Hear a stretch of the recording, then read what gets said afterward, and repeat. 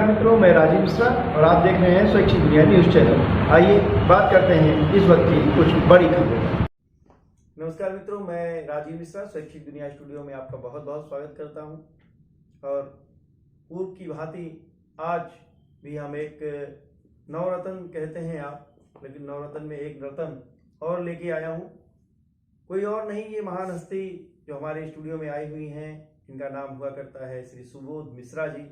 आप विद्योत्तमा फाउंडेशन के संस्थापक हैं, मूलतः लखनऊ के रहने वाले हैं और अभी आप नासिक में निवास कर रहे हैं। मुझे पता है ये विद्योत्तमा फाउंडेशन नासिक में ही स्थापित आपने वहीं पे की है। श्री मिश्रा जी के बारे में ये तो बहुत सूक्ष्म परिचय है, सूरज को दिया दिखाना है। आइए मैं लेके चलता हूं, आपसे उनसे मुखातिब होता हूं। बहुत बहुत नमस्कार करता हूं सर आपको, और आपके मुख से ही आपका परिचय जानना चाहता हूं, क्योंकि शायद ये ज्यादा न्याय होगा आपके परिचय के साथ। देखिए, जैसा एक चीज़ तो आपने बता ही दी है कि मैं मूलतः लखनऊ का ही रहने वाला हूँ और लखनऊ में ही अध्ययन करते हुए 1971 का जब वार हुआ उसके बाद से कहीं न कहीं मन में जिज्ञासा आई कि मुझे भी सेना में जाना चाहिए जी। तो खुद ही स्वयं अपनी स्व प्रेरणा से मैं रिक्रूटमेंट ऑफिस के चक्कर लगाना शुरू किया। अच्छा। लखनऊ किस सन की बात है ये बात है सन 73 की, 1973 जी। एक बार सिलेक्शन आर्मी में हुआ, लेकिन वहीं पे मुझे एक बोर्ड दिखाई दे गया, join the navy and see the world. फिर दिमाग में आया कि नहीं भाई, फिर तो नेवी में ही जाएंगे, आर्मी में नहीं जाएंगे। और फिर से हमारा एक बार सिलेक्शन नेवी में हो गया जी। और नेवी में जाने के बाद एक वाइट यूनिफॉर्म में पहनने का, यूनिफॉर्म में सर्विस करने का एक अलग ग्रेस था, बहुत मजा आया जी। सब लगते रहते, लेकिन वो बोर्ड जो था ना कि खटकता था, join the navy see the world, हमें ये वर्ल्ड देखने का मौका कब मिलेगा या नहीं मिलेगा जी। और इत्तेफाक से कहते हैं कि भाई मनचीती भी होती है, प्रतीति होती है, मनचीती भी हो जाती है अगर आपकी इच्छा उतनी प्रबल रहे तो। ऐसे ही में ही एक हुआ, ये अंटार्कटिका अभियान दल चल रहा था, उसमें सेना का अपना एक अलग वो रहता है जी। तो जो हमारा अभियान दल था 1986-87 का, उसमें भी मैं चयन हुआ नेवी की तरफ से। हमारा जो एक टेक्निकल विंग का सिलेक्शन, जो दो हेलीकॉप्टर जाते हैं उसमें, तो भारत के कुछ चुनिंदा लोगों में से एक परिचय मेरा ये भी है कि मुझे अंटार्कटिका जाने का मौका मिला। बहुत और उसी समय एक ऑप्शन आया था कि पूरे वर्ल्ड का भी एक टूर था क्षेत्र, तो ऑप्शन था। तो हमने कहा नहीं भाई, वो तो मैं कभी भी जा सकता हूँ, क्योंकि जब उस समय प्रधानमंत्री राजीव गांधी जी हुआ करते थे जी। और जब उन्होंने अपने संक्षिप्त भाषण में कहा था, you are the people, lucky people who are going to the Antarctica, I being the prime minister of India, I can not go. और उस समय बात होती है रतन टाटा, बिरला जैसे लोग भी नहीं जा सकते जी। लगा कि भाई कुछ तो बहुत अच्छा हमारे सामने मौका एक आया है जी। हम लोग अंटार्कटिका गए और वहाँ पे जब 26 जनवरी 1987 को जब भारत का झंडा लहराया गया, तो उनमें से कुछ लोगों में से हम भी। वाह वाह वाह, तो बहुत ही अच्छी बात है। हमारे मन में भी, हमारे भी रोए खड़े हो गए इस बात को सुनकर कि मैं ऐसे व्यक्ति के समक्ष जो है वो रह रहा हूँ। आपको बहुत सलाम करता हूँ। तो भारतीय नौसेना में बहुत ही एक ग्रेसफुल सर्विस करने का मुझे मौका मिला जी। उसके बाद सेवा से निवृत्त होने के बाद वहीं पर हमें हमारी अच्छी जो एक काम कार्यशैली रही, उसके ऊपर नौसेना अध्यक्ष की तरफ से एक पदक भी हमें वहाँ पर अवार्ड दिया गया। वाह। और फैसिलिटेट भी किए गए हम लोग सभी जी। वो एक परिचय छोटा सा ये आता है। उसके बाद फिर मैं भारतीय जीवन बीमा निगम में वहाँ से निकल कर मैंने ज्वाइन किया। अच्छा जी, किस सन की बात है सर? ये है 1990 से निकल कर और फिर वहाँ पर आया। उसके बाद ये जो हो रहा है कि नासिक में कैसे ये प्रश्न आता है जी। तो बम्बई में सर्विस लगने के बाद फिर चल रहा था, लखनऊ वापस आने की भी वही चल रहा था, लेकिन नासिक का जो एक क्लाइमेट है, वातावरण जो वहाँ का है, उसने आकर्षित किया। और फिर LIC में रहते हुए फिर हमने ट्रांसफर नासिक में करा लिया और फिर वहीं पे सेटल हो गया हूँ। तो भारतीय जीवन बीमा निगम में बहुत अलग अलग तरीके से सर्विस करते हुए फिर हमें एक हिंदी अधिकारी के रूप में जब मुझे आमंत्रित किया गया कि आप इस विभाग में आइए, तो मैं वहाँ भी गया। वहाँ से फिर फैकल्टीज में ट्रेनिंग में भी रहा। तो इस वजह से LIC में भी वो सारे काम किए कि जो 50 सालों में नासिक में नहीं जो काम हुआ तो करके दिया। चेयरमैन की शील्ड वहाँ पर आई हिंदी विभाग की, और काफ़ी अच्छा वहाँ भी काम रहा। तो भारतीय जीवन बीमा निगम और भारतीय नौसेना, इन दो जगहों पर मैंने अपनी सर्विस वहाँ पर की। वहाँ से सेवा में रहते हुए ही हिंदी से जुड़ाव जो बढ़ा जी। तो ये कुछ साहित्यिक गतिविधियों में मुझे बुलाया जाने लगा। फैकल्टीज में था तो जहाँ पे भी हिंदी की कार्यशालाएं हैं, हिंदी में कुछ उद्बोधन है, तो सारे रैसी के अलावा जो अन्य विभाग हैं उन पे भी आमंत्रित किया जाने लगा। और पर्सनालिटी डेवलपमेंट विषय एक मुझे दिया गया LIC के अंदर उनको ट्रेनिंग देने के लिए। उससे अन्य विभागों में भी मैं गया, बहुत सारे अन्य विभाग हैं जो सरकारी गैर सरकारी, तो वो एक मेरा बहुत पसंदीदा विषय बन गया व्यक्तित्व विकास के ऊपर लेक्चर्स देने का। वहीं से फिर साहित्यिक जुड़ाव भी शुरुआत हुई, अलग अलग जो साहित्यिक गतिविधियां हुई उनमें भी मुझे बुलाया जाने लगा। और फिर साहित्यिक गतिविधियां हुई, फिर सामाजिक गतिविधियां से जुड़ा हुआ। आज की तारीख में नासिक महाराष्ट्र को लेकर के हम करीब 8 से 10 ऐसी संस्थाएं हैं जिनमें मैं पदाधिकारी के रूप में सेवाएं अपनी दे रहा हूँ। बहुत बधाई आपको, बहुत बधाई। और चलिए, ये तो आपका जो परिचय है ये छोटा तो कतई नहीं है मित्रों, ये पूरी एक किताब हो सकती है जिसे पढ़ा जाए। और चलते चलते इसी परिचय में मैं थोड़ा सा पारिवारिक परिचय को भी ऐड करना चाहूंगा, क्योंकि जब आपकी बात होगी तो परिवार अछूता नहीं रहेगा। तो परिवार भी नासिक में ही आपका बस गया हो, परिवार में कौन कौन लोग हैं? मेरा अपना परिवार का है तो नासिक बच्चों की शिक्षा सवारी वहीं पर हुई। इस वक्त हम जैसा अमूमन आजकल हो रहा है परिवारों के अंदर की जहाँ बच्चे आपके बड़े हुए और जॉब में लगे तो फिर जहाँ घर होता तो मियाँ भी 2 ही बचते हैं। ठीक बात। तो बेटा मेरा दिल्ली में है, सिटी बैंक में वाइस प्रेसिडेंट है। बहू मेरी सुप्रीम कोर्ट में एडवोकेट है। बेटी मेरी MBA HR में है अभी, और जो मेरा दामाद है वो मर्चेंट नेवी में कैप्टन है। क्या बहुत बढ़िया। सभी लोग वेल सेटल्ड हैं। ये तो जीवन की कहानी है कि 2 लोग चलते हैं और 2 ही लोग रहते हैं बाद में, बीच में वो कारवां आता है और जुड़ता चला जाता है। आपको बहुत बधाई देता हूँ। और फिर जी, अगर साहित्यिक यात्रा की थोड़ी सी हाँ बिल्कुल बिल्कुल, मेरा अगला प्रश्न यही था कि साहित्य से जुड़ाव। जी, तो हमारा कि जब नेवी में आप जा रहे हैं तो कवि के रूप में प्लाट तो आपको बहुत सारे मिल गए जी, खाली कैनवास है वो समुद्र और जो आसमां है, जहाँ पे मैं समझता हूँ कि वहाँ प्लाट्स की कमी नहीं थी। अब कविता अपने आप निकलने लगी होगी, लेकिन फिर भी आपके मुख से शुरुआत ऐसी हुई कि जब मैं LIC में आया तो जिस विभाग में मेरी नियुक्ति हुई उसके बगल में ही हिंदी विभाग था। अच्छा, मुंबई के अंदर। तो अब क्योंकि हिंदी भाषी होने के नाते उनकी अपेक्षाएं मुझसे ज्यादा थी कि भाई सुबोध मिश्रा जी जो है कुछ हमारी हेल्प भी करेंगे या कुछ लिख के भी देंगे। तो वहाँ से जो मैगजीन निकलती थी शुभकामना, उसके कहा आपको भी उसमें कुछ लिखिए। पहले कभी कुछ लिखा नहीं था, पढ़ता जरूर था। फिर हमने कुछ कविताएं वहाँ लिखना शुरू हुई। फिर कुछ ऐसी कविताएं हमने लिखी जो सामने घटनाएं घटित होते हुए देखती थी, मन को द्रवित करती थी। उन्हें जो है फिर एक शाब्दिक रूप देके कविता के रूप में प्रस्तुत किया, जो बहुत ज्यादा पसंद की गई ऐसी कविताएं हमारी। फिर हिंदी भाषा के कुछ कविताएं लिखी गई, ये सब पसंद की गई। नासिक आने के बाद जब मुझे एक समारोह में मुख्य अतिथि के रूप में आमंत्रित किया गया, एक कविता थी और उसमें शायद अगस्त का महीना था तो स्वतंत्रता दिवस के ऊपर देश भक्ति के गीत था, तो एक देशभक्ति के ऊपर एक कविता हमने सुनाई, तो वहाँ पसंद काफी की गई। फिर जैसा मैंने बताया कि ट्रेनिंग में प्रशिक्षण दे रहा था व्यक्तित्व विकास के लेकर के, तो जो हमारे समक्ष जो होते थे लोग, उनका कहना था कि सर आप बोलते बहुत अच्छा है, बातें बहुत अच्छी आप कहते हैं, लीक से अलग हटके है आपका तरीका बात करने का, तो आप कोई किताब क्यों नहीं लिखते? हमने कहा भाई किताब लिखना एक अलग बात है, बोलना अलग बात है। फिर जब उस पर मैंने विचार किया कि ठीक है मैं ज्यादा कुछ नहीं लिख सकता, लेकिन जो मैं बोलता हूँ उसको लिपिबद्ध किया जा सकता है। तो फिर वहां शुरुआत हुई। मेरी पहली पुस्तक आई जीवन के ऊपर। अच्छा, जिसका नाम है जियो जी भर के। हालांकि व्यक्ति को जीना आना चाहिए। अगर आपको अपना जीवन जीना आ जाए तो ही अपना जीवन सार्थक कर सकते हैं। विपदाएं आएंगे, परिस्थितियां विपरीत होंगी, सब कुछ होगा, सब कुछ समस्याएं आएंगी, पर जीना मुझे है। हाँ, जीना भी एक कला है। जीवन मेरा है, जीना ही मुझे है, तो इसे क्यों ना हंसते खेलते हुए मुस्कुराते हुए जिया जाए। बहुत बेहतर। तो उस पर ही पूरी पुस्तक लिखेगी और वो पुस्तक काफी अच्छी उसको प्रभावित हुआ, काफी अच्छे लोग पसंद कर रहे हैं।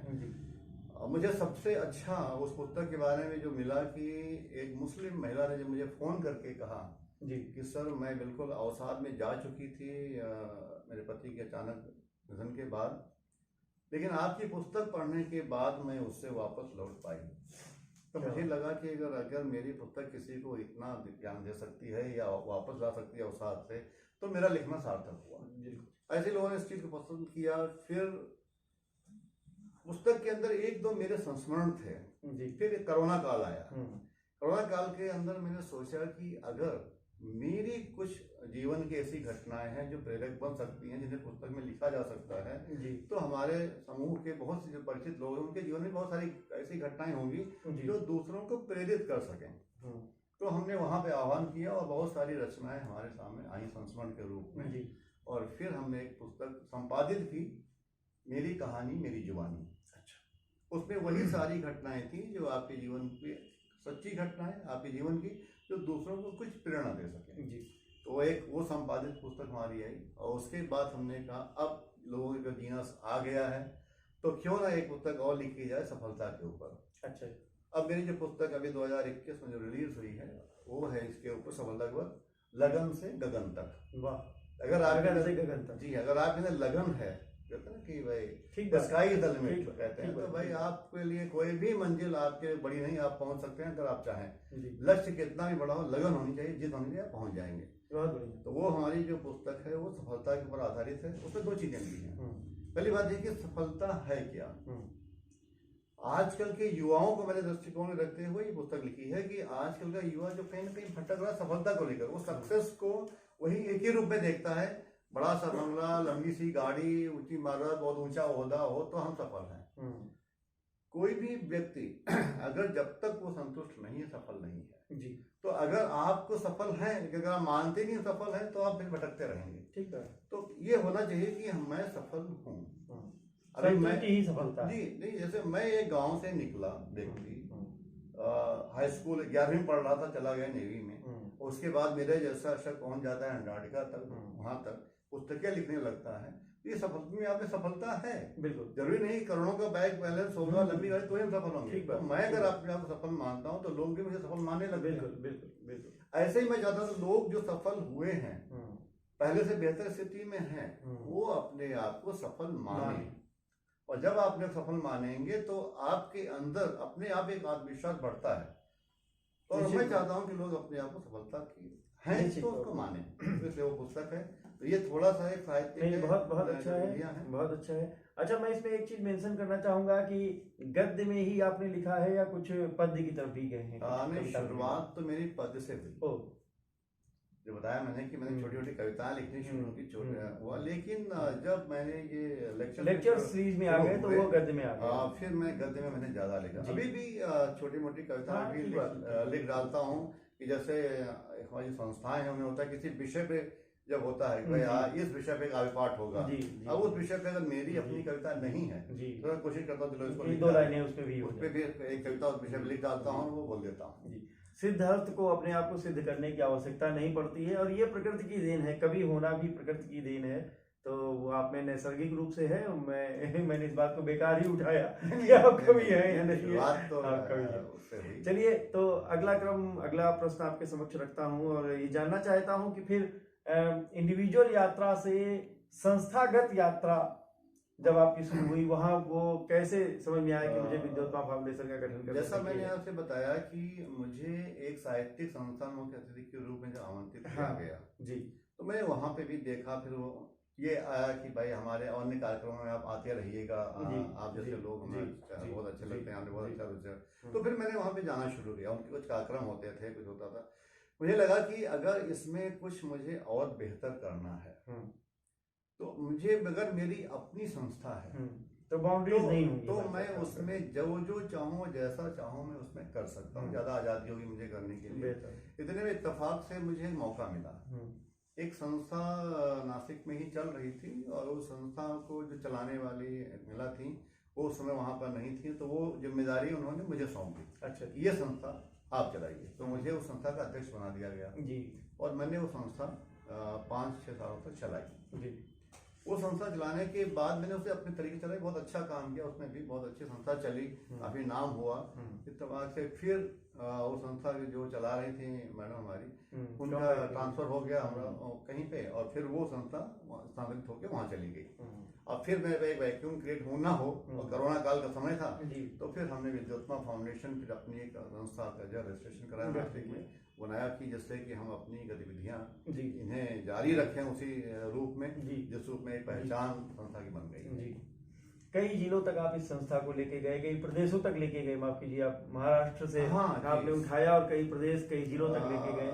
संस्था जब ये हमने साहित्यिक सम्मान समारोह हमने आयोजित करना शुरू किया राष्ट्रीय स्तर पे, पुस्तक मंगाना लोगों को जी, तो वहां से जो साहित्यिक जुड़ाव अलग अलग प्रदेशों के लोगों से जो मेरा हुआ जी, तो वहां पर मुझे ऐसा लगा लोगों की अपेक्षाएं कि एक शाखा वहां भी खुली सकती, क्योंकि आपके जो अपने तरीके कुछ अलग लगे। ठीक। वैसे एक लखीमपुर की सूचना त्रिवेदी जी हैं, वो आई थी, सम्मानित हुई वहां पर। उन्होंने कहा कि मैं अपने माता पिता की स्मृति में सम्मान देना चाहती हूँ, तो आपकी संस्था की दर्ज देना चाहती हूँ नासिक से। तो मेरे लिए एक बड़ा अलग था कि लखनऊ में इतनी सारी संस्थाएं हैं, इतने सारे कार्यक्रम होते हैं, तो अगर आपको नासिक में ही अपनी संस्था सम्मान दिलाना है, यानी कि कुछ हम बेहतर कर रहे हैं, तो क्यों ना ऐसे इसकी शाखाएं फिर अलग भी खोली जाए।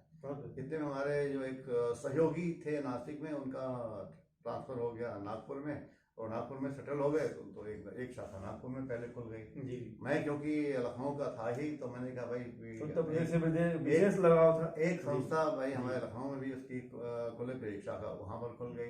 इंदौर में कुछ हमारे परिचित लोग थे, एक शाखा फिर धीरे से वहां पे इंदौर में भी उसकी खोली गई। कानपुर में आना जाना था ही, ससुराल है मेरी कानपुर में। अच्छा। तो एक जुड़ाव यहाँ पे है जहाँ मेरा हमेशा आना जाना लगा रहेगा। चक्रधर शुक्ल से पुरानी परिचित में था जी। तो फिर ये हुआ चलो भाई एक शाखा यहाँ भी खोली जाए, और जो भी हमारे एक विचार हैं, जो हमारी सोच है, उसके तहत अगर कुछ अच्छे काम हो सकते हैं तो क्यों न किया जाए। तो एक बहुत अच्छी टीम मुझे यहाँ कानपुर में मिली, और हर जगह जहाँ जहाँ पे हम खोली बहुत अच्छे लोग मिले हैं। तो उनका एक प्रचार प्रसार हो, एक अच्छे काम हो, अच्छे लोग जुड़ा हो। बनारस में भी आप एक बनारस में भी एक हमारी शाखा खोली, विजय नारायण द्विवेदी जी वहाँ के साहित्यकार हैं, वो सम्मानित हुए थे जी जी। तो वो उन्होंने कहा चलो हम वहाँ भी कुछ हम लोग काम करेंगे, मिलजुल करके काम करेंगे। तो इस तरीके से ये कुछ 5 शाखाएं भी धीरे धीरे खुल गई कुछ सालों में, बहुत छोटी अवधि के अंदर। ठीक बात है, ठीक बात है। तो भविष्य में कौन सी गतिविधियां ऐसी हैं जो आपकी ड्रीम प्रोजेक्ट में शामिल होते हैं? हर चीज का एक ड्रीम प्रोजेक्ट जरूर होता है। देखिए ऐसा है कि ड्रीम प्रोजेक्ट की अगर बात करें, मेरा सिर्फ इतना ही है कि अगर हम एक बिल्कुल, क्योंकि ये संस्था जो है साहित्यिक, सामाजिक और सांस्कृतिक जी तीनों गतिविधियों को लेकर के चलती है। तो जहाँ तक साहित्य की अगर मैं बात करूँ तो मैं चाहता हूँ कि साहित्य का सृजन थोड़ा सा बेहतर श्रेणी का हो, सकारात्मक हो। साहित्य समाज का अगर आईना है, दर्पण है कहा जाता है, तो हम समाज को अगर कुछ आईना अपनी लेखनी के द्वारा दिखाना चाहते हैं तो ऐसा हो कि जो लोगों को सही दिशा दे। ठीक बात। हम कुछ भी न लिखें, हम अपने लिखें, जो अपने सुखाए नहीं होना चाहिए दर्शकों कि मेरी एक किताब पब्लिश हो गई और मैं खुश हो गया, नहीं। मैं अगर कुछ लिखूं, आज भले कम पढ़ा जाए, लोगों ने शिकायत रहती है मेरी पुस्तक बिक नहीं रही है, पढ़ी कम जा रही हैं, शिकायतें हैं, आजकल पढ़ा कम जा रहा है। लेकिन जब भी पढ़ा जाएगा, जो भी उस पुस्तक को पढ़ेगा उसे कुछ न कुछ बेहतर मिलेगा, कुछ सीखने को मिलेगा, सकारात्मक उसमें कुछ नतीजा उसको मिलेगा। तो ऐसा लेखन हो, ये मेरी ख्वाहिश है कि जो सकारात्मक युवा को सही दिशा दे, सही मार्ग दिखाए, तो लेखन सही हो। फिर बात आती है कि सामाजिक संस्था की बात आ जाती है, तो सामाजिक जो कार्य हैं उसमें मैं ढिंढोरा नहीं पीटना चाहता। मैं चाहता हूं कि जो सामाजिक व्यवस्था हमारी पुरातन सामाजिक व्यवस्था थी या साहित्यिक थी, जिससे विदेशी अपना रहे हैं, आज अपनाना चाहते हैं, और उसमें उनको बहुत सारा सकारात्मक दिखाई दे रहा है। तो वो सामाजिक व्यवस्था को हम पाश्चात्य अपना करके अपनी सामाजिक व्यवस्था को भूलते जा रहे हैं। उसे भूले ना, उसे हम एक रिमाइंडर के रूप में हम चाहते हैं। मैं कोई बहुत बड़ा कोई मैं खोज नहीं कर रहा, आप रिसर्च कर रहे हैं, मैं रिसर्च नहीं कर रहा। मैं वही चाहता हूँ कि जो पहले का रहा है वो आगे जीवित उसको रखा जाए, हमारी युवा पीढ़ी को बताया जाए। अभी शादियां होती हैं, बहुत सारी पुरानी चीजें हैं, आज के बड़े होने की क्या जरूरत है, क्या उसके पीछे अगर कोई तथ्य है तो उन्हें अवगत कराया जाए, ये हम क्यों कर रहे हैं उनको पता चले। महिला तुम जाना, तुम कुछ पता नहीं, हम कर रहे हैं, अरे भाई आप क्यों, युवा पीढ़ी जानना चाहते हैं, हम उसको बताएं इसका महत्व ये है। आज देखिए हमारा योग था भाई, पहले एरोबिक आया, हमने अपनाया, आज हमारा योग अपनाया जा रहा है पूरे विश्व के अंदर, क्योंकि उनका महत्व हम बतला पाए। भारत ने वो बताया कि योग का महत्व क्या है, तो सब ने तैयारी, और हमने भी शुरू कर दिया अपनाना, जो हम भूलते जा रहे थे। ऐसे ही बहुत सारी हमारी सामाजिक व्यवस्थाएं हैं जो समाज को सही दिशा दे सकती हैं, समाज के ऊपर उठा सकती हैं, उन सारी चीजों को अक्षुण्ण रखने का कर्तव्य हम सबका है। बहुत अच्छा। साहित्यकारों का है, प्रबुद्ध लोगों का है, पढ़े लिखे लोगों का है। ठीक है। तो इस वजह से हमने सामाजिक व्यवस्था के अंदर भी काम करना शुरू किया। वृद्धाश्रम में केवल वृद्धाश्रम कम से कम हो, रुके, रुकावट आए, वृद्ध कम से कम भेजे। युवा पीढ़ी अपने माता पिता या अपने जो है हमारे दादा दादी हैं, उनके साथ रहें, उनसे सीखें, उनके अनुभव के आधार पे अपने आप को डालें और अपना जीवन सार्थक करें। उनके साथ रहेंगे, उनको साथ रखेंगे, वृद्धाश्रम अपने आप कम हो जाएंगे। बिल्कुल। उनकी प्राथमिकता में सिर्फ पैसा नहीं आना चाहिए, ठीक है, परिवार भी आना चाहिए। परिवार अगर हमारे साथ है तो हम किसी भी समस्या से लड़ सकते हैं, जूझ सकते हैं, आगे बढ़ सकते हैं। बढ़िया। तो ये सामाजिक व्यवस्था बनाए रखने की जिम्मेदारी हम सब प्रबुद्ध लोग, साहित्यकार लोगों की, ऐसा मैं समझता हूँ। साथ ही अगर आती है सांस्कृतिक कार्यक्रम जो हम लोग करते हैं, तो वो सारी चीजें जो हमारी जो भारतीय पुरातन संस्कृति है, जिसके लिए विश्व में भारत जाना जाता है, उन चीजों को अगर हम पीछे जा रहे हैं, हट रहे हैं। आज भी देखिए, हम जब गाने सुनते हैं तो हम उन्हें 50, 60, 70 के जो गाने हैं वो ज्यादा सुनते हैं। ठीक है। युवा भी सुनता है। ठीक है। लता रफी के गाने ज्यादा सुने जाते हैं। आज के गाने हम सुनते हैं, सुनते उधर निकल जाता है। उनमें कुछ तो विशेषता नहीं, कुछ विशेषता थी, उस विशेषता को हम आगे बढ़ाएं जो पहले थी। आज डांस सब करते हैं, नृत्य कितने लोग करते हैं। नृत्य था हमारा भारत का, हमारा नृत्य है, हम नृत्य को जाने, नृत्य को सीखें, नृत्य को आगे बढ़ाएं। डांस हर आदमी कर लेता है, नृत्य बहुत कम लोग कर पाते हैं। ठीक बात। गीत है, संगीत है, जो हमने अभी कार्यक्रम किया था नासिक के अंदर अक्टूबर के अंदर, हमारे जो लोकगीत हैं इन्हें लोग भूलते जा रहे हैं। हमने बचपन में सुना है, जब गांव में जब आल्हा गाए जाते थे, बहुत अच्छी तरीके से लोग सुनते थे जी। आल्हा जब सुनते थे तो आल्हा उदल ने क्या किया, किस वक्त में कैसे किया गया, तो आल्हा उदल, अब आल्हा उदल कोई जानता ही नहीं। ठीक बात। आल्हा फाग ये सब तो हमारी बात होती है, आल्हा उदल हम उन्हें तो भूलते जा रहे हैं। तो हमारी युवा पीढ़ी को हम चाहते हैं कि वो जाने, वो आल्हा उदल को जाने। वो अगर आल्हा सुनेंगे तो उनको भी जानेंगे। फाग क्या होता है, होली की हम पुराना किस तरीके से मनाए गए, क्या कितना अपनापन था उसमें, सिर्फ महज नहीं एक टीका लगा दिया तो होली हुई, ऐसा नहीं था। तो जितनी भी चीजें थी हमारी जो पुरातन संस्कृति है, उसको जीवित रखने का भी आवश्यकता है, और साथ साथ में हमारा कर्तव्य है। हम अपने आप को, जो लोग अपने आप को प्रबुद्ध वर्ग में, श्रेणी में लेकर के आते हैं, या उनका परम दायित्व है इन चीजों को हम आगे लेकर के जाएं, सुरक्षित रखें, अच्छे रखें और आगे बढ़ाएं। ऐसी सोच मेरी है। नहीं, बहुत अच्छी। और उसी के माध्यम से लाइक माइंडेड लोग जुड़ते हैं। बहुत बहुत अच्छी बात है। और मैं उम्मीद करूंगा कि ऐसे ही इंटेलेक्चुअल, ऐसे ही प्रबुद्ध लोग, ऐसे ही भारतीय संस्कृति सभ्यता को आगे बढ़ाने वाली मानसिकता के लोग इस संस्था से जुड़ें। और मित्रों, मैं अपनी इस जो हमारा स्क्रीन है, आप जिसको देख रहे हैं प्रोग्राम, इस पे मैं संस्था की कुछ विशेष बातें, जैसे अगर वेबसाइट हुई या ईमेल हुआ या आपका फोन नंबर हुआ, ऐसे फ्लैश करूंगा, ताकि अगर आप इस संस्था से जुड़ना चाहें तो आप हमारे जो मेहमान हैं आज के, श्री सुबोध मिश्रा जी, इनसे संपर्क कर सकते हैं और संस्था से जुड़ाव कर सकते हैं। मैं चाहता हूं कि हमारी संस्था में जुड़ाव करने के लिए किसी को साहित्यकार, कवि होना जरूरी नहीं है। बिल्कुल, वो ये मेरा बहुत खुला आह्वान रहता है। जो भी व्यक्ति अच्छी सोच रखता है, अच्छे विचार रखता है और अच्छे कार्य के साथ जुड़ना चाहता है, नासिक में मेरे संस्था में मेरे साथ बिल्डर्स भी हैं, इंडस्ट्रियलिस्ट भी हैं, कवि भी हैं। क्योंकि अगर एक साहित्यकार हम कुछ भी अच्छा काम करना चाहता है तो बिना अर्थ के तब नहीं हो सकता। बिल्कुल। तो ऐसे जो लोग हमारे साथ जुड़े हैं, कहते हैं कि हम मेरे पास समय नहीं है, पैसा हम खर्च करते हैं, मेरे पास समय नहीं है, तो मैं समय हमारे पास हम दे रहे हैं, समय का दान हम कर रहे हैं, बाकी दान आप करिए, तो हम सब लोग मिलकर करें। तो वो सारे लोग जो अच्छी विचारधारा रखते हैं, वो सारे लोग जुड़े, और अच्छे विचार वाले, अच्छी सोच वाले अगर 10 लोग इकट्ठा हुए तो अच्छी बात करेंगे, अच्छी सोच लेकर सारा काम अच्छा ही होगा। चलिए, बहुत जी ऐसी सोच मैं रखता हूँ, ऐसे सोच वालों का सबका स्वागत है। हमारी शुभकामनाएं हैं सर, आपको शैक्षिक दुनिया की शुभकामनाएं हैं कि ये आपकी जो ब्रांचेस हैं, शाखाएं हैं, वो जल्दी ही देश के तमाम जिले में खुले, प्रदेश में खुले, जन जन तक पहुंचे और देश को आगे ले जाने में मदद भी करें। और अभी तो मैंने कहा कि अभी तो पिक्चर शुरू हुई है, बातें बहुत हैं, बातें बहुत की जा सकती हैं, लेकिन इतनी बड़ी हस्ती को एक एपिसोड में बांधना मित्रों, ये हम जैसे छोटे चैनल के लिए संभव नहीं है। मैं श्री सुबोध मिश्रा जी के साथ फिर एक मीटिंग करूंगा, बात करूंगा अगले एपिसोड में, तब तक आपके जो कमेंट्स हो, जो आपके प्रश्न हो, वो हमारे कमेंट बॉक्स में आप डाल सकते हैं, ताकि उन्हीं प्रश्नों के साथ, उन्हीं जिज्ञासाओं के साथ हम अगली बार की बैठक करेंगे। इन्हीं शब्दों के साथ महोदय मैं फिर से आपका अपने स्टूडियो में बहुत स्वागत भी करता हूँ, अभिनंदन करता हूँ और विदा चाहता हूँ। बहुत बहुत धन्यवाद। Subscribe now and press the bell icon. Never miss an update.